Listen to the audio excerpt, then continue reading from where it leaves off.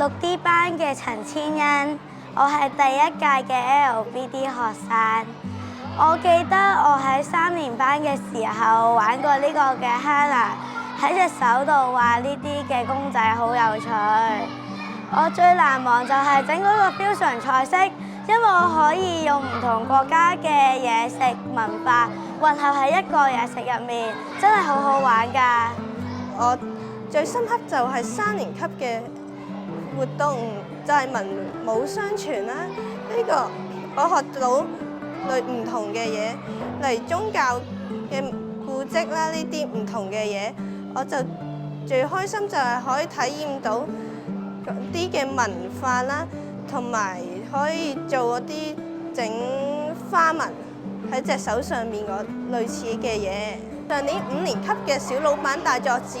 我喺上年我學識咗，我哋做價格嘅時候，我哋都要諗清楚之前，我哋唔可以蝕本，我哋要令到我哋有利潤啦，令到我哋可以有做生意嘅經歷，就可以令到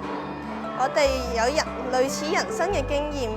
大家好，我係3A 班嘅雷博軒。我琴日咧就落去操場試咗菲律賓嘅食物，就係嗰個藍色嘅糖，佢食完咧條脷會變藍色㗎，好好味。